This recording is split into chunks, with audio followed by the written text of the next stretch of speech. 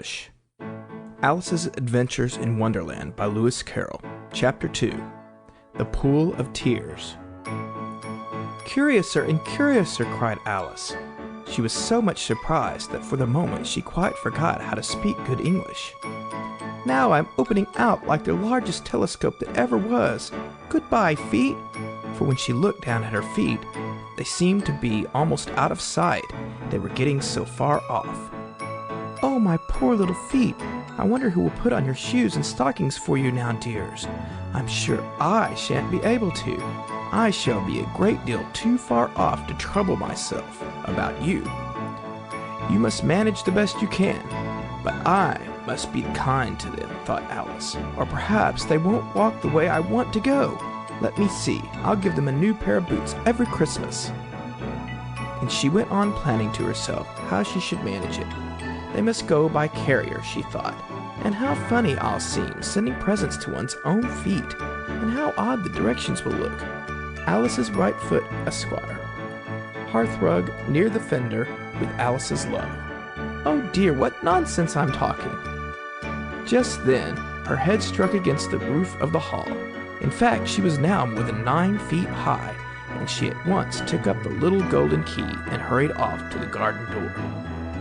Poor Alice! It was as much as she could do lying down on one side to look through into the garden with one eye, but to get through was more hopeless than ever. She sat down and began to cry again. "You ought to be ashamed of yourself," said Alice. "A great girl like you," she might well say this, "to go on crying in this way. Stop this moment, I tell you." But she went on all the same, shedding gallons of tears until there was a large pool all around her, about 4 inches deep and reaching half down the hall. After a time, she heard a little pattering of feet in the distance, and she hastily dried her eyes to see what was coming. It was the White Rabbit returning, splendidly dressed with a pair of white kid gloves in one hand and a large fan in the other. He came trotting along in a great hurry, muttering to himself as he came, "Oh, the Duchess, the Duchess! Oh, won't she be savage if I've kept her waiting?" Alice felt so desperate that she was ready to ask help of anyone. So when the rabbit came near her, she began in a low, timid voice, "If you please, sir." The rabbit started violently, dropped the white kid gloves and the fan, and scurried away into the darkness, as hard as he could go. Alice took up the fan and gloves, and as the hall was very hot, she kept fanning herself all the time she went on talking. "Dear, dear, how queer everything is today, and yesterday things went on just as usual. I wonder if I've been changed in the night. Let me think, was I the same when I got up this morning? I almost think I can remember feeling a little different. But if I'm not the same, the next question is, who in the world am I? Ah, that's the great puzzle."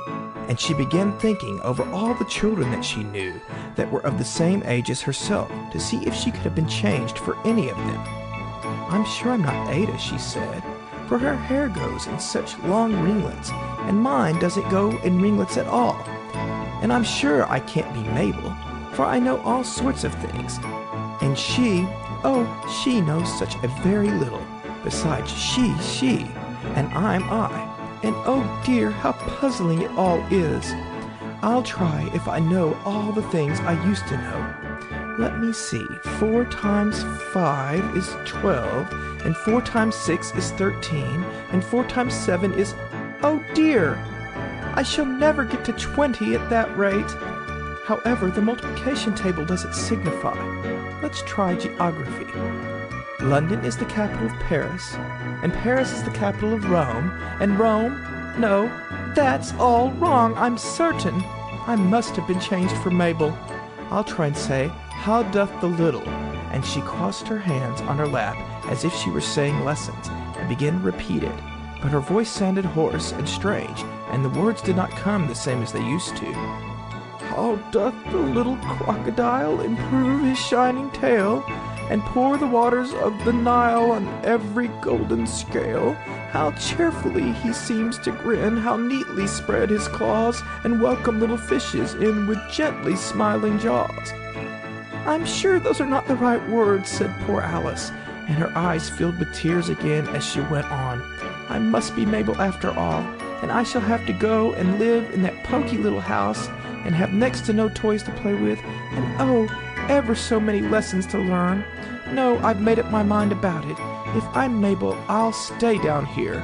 It'll be no use their putting their heads down and saying, 'Come up again, dear.' I shall only look up and say, 'Who am I then? Tell me that first, and then, if I like being that person, I'll come up. If not, I'll stay down here till I'm somebody else.' But oh dear," cried Alice, with a sudden burst of tears, "I do wish they would put their heads down. I'm so very tired of being all alone here." As she said this, she looked down at her hands, and was surprised to see that she had put on one of the rabbit's little white kid gloves while she was talking. "How can I have done that?" she thought. "I must be growing small again." She got up and went to the table to measure herself by it, and found that, as nearly as she could guess, she was now about 2 feet high, and was going on shrinking rapidly. She soon found out that the cause of this was the fan that she was holding, and she dropped it hastily, just in time to avoid shrieking away altogether. "That was a narrow escape," said Alice, a good deal frightened at the sudden change, but very glad to find herself still in existence. "And now for the garden," and she ran with all speed back to the little door. But alas, the door was shut again, and the little golden key was lying on the glass table as before. "And things are worse than ever," thought the poor child, "for I never was so small as this before, never. And I declare it's too bad that it is." As she said these words, her foot slipped, and in another moment, splash, she was up to her chin in salt water. Her first idea was that she had somehow fallen into the sea. "And in that case, I can go back by railway," she said to herself. Alice had been to the seaside once in her life, and could come to the general conclusion that wherever you go on the English coast, you find a number of bathing machines in the sea, some children digging in the sand with wooden spades, then a row of lodging houses, and behind them a railway station. However, she soon made out that she was in a pool of tears, which she had wept when she was 9 feet high. "I wish I hadn't cried so much," said Alice, as she swam about trying to find her way out. "I shall be punished for it now, I suppose, by being drowned in my own tears. That will be a queer thing, to be sure. However, everything is queer today." Just then she heard something splash about in the pool a little way off, and she swam nearer to make out what it was. At first she thought it must be a walrus or hippopotamus, but then she remembered how small she was now, and she soon made out that it was only a mouse that had slipped in like herself. "Would it be of any use now," thought Alice, "to speak to this mouse? Everything is so out of the way down here that I should think very likely it can talk. At any rate, there's no harm in trying." So she began, "Oh, Mouse, do you know the way out of this pool? I am very tired of swimming about here. Oh, Mouse." Alice thought this must be the right way of speaking to a mouse. She had never done such a thing before, but she remembered having seen her brother's Latin grammar. A mouse of a mouse, to a mouse, oh mouse. The mouse looked at her rather inquisitively, and seemed to her to wink with one of its little eyes, but it said nothing. "Perhaps it doesn't understand English," thought Alice. "I dare say it's a French mouse, come over with William the Conqueror." With all her knowledge of history, Alice had no clear notion how long ago anything had happened. So she began again, "Où est mon chat?" which was the first sentence in her French lesson book. The mouse gave a sudden leap out of the water and seemed to quiver all over with fright. "Oh, I beg your pardon," cried Alice hastily, afraid that she had hurt the poor animal's feelings. "I quite forgot you don't like cats." "Not like cats?" cried the mouse in a shrill, passionate voice. "Would you like cats if you were me?" "Well, perhaps not," said Alice in a soothing tone. "Don't be angry about it. And yet, I wish I could show you our cat, Dinah. I think you'd take a fancy to cats if you could only see her. She's such a dear, quiet thing," Alice went on half to herself as she swam lazily about in the pool.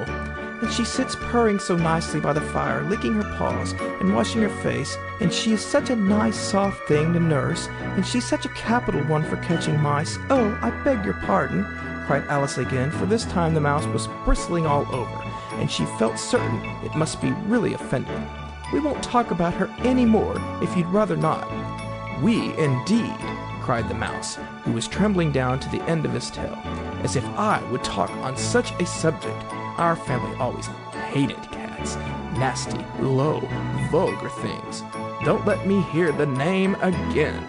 I won't indeed, said Alice, in a great hurry to change the subject of conversation. And you, are you fond of dogs? The mouse did not answer, so Alice went on eagerly. There is such a nice little dog near our house I should like to show you.